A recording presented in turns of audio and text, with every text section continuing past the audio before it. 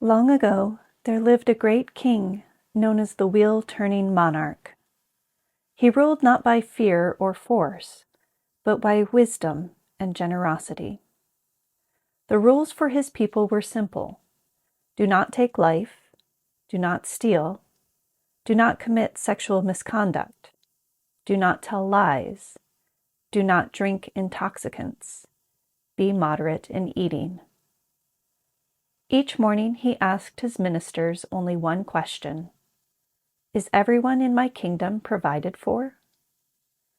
And because he supported the poor, protected the vulnerable, and upheld the truth, his realm was peaceful. Before this king died, he gave his son a final teaching. Care for your people.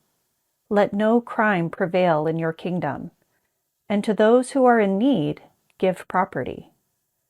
Consult the wise as to what is wholesome and blameless, so you can avoid evil and do what is good. If you do this, the wheel of sovereignty will turn for you. But after the old king passed, his son decided to rule according to his own ideas. He neglected the needy, and poverty became widespread. Slowly the kingdom changed. A hungry man with no money stole a handful of rice. When he was dragged before the king declared, "Stealing is wrong. Give him some property so he can provide for himself, and he won't do it again." People heard what had happened, and soon others began to steal, so they too would receive property from the king. Confused and overwhelmed, the king abandoned generosity and turned to severity. "Execute the thieves," he commanded, believing harshness would restore order. Fear and desperation spread. With fear came lying. People hid their deeds, twisted words, and slandered one another to stay safe. With deceit came harsh speech, words meant to wound rather than heal. With harshness came adultery, trust dissolving even within the home. With broken households came idle chatter, gossip replacing truth, noise replacing wisdom. With shallow talk came hatred, groups turning on one another. With hatred came false opinions, people clinging to whatever view justified their anger. With ignorance came incest and deviant practices, boundaries dissolving in the general collapse. With all of this came excessive greed, people grasping and hoarding whatever they could take.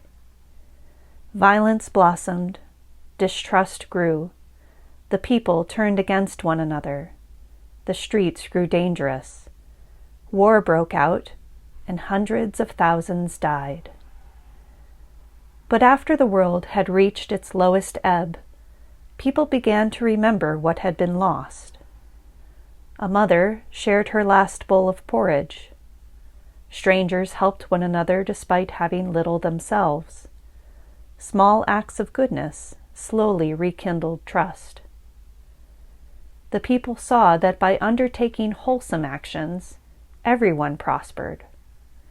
They vowed to abstain from taking life, from stealing, from sexual misconduct, from lying, from slander, from harsh speech, from idle chatter, from covetousness, from ill will, and from wrong views. They abstained from incest, excessive greed, and deviant practices.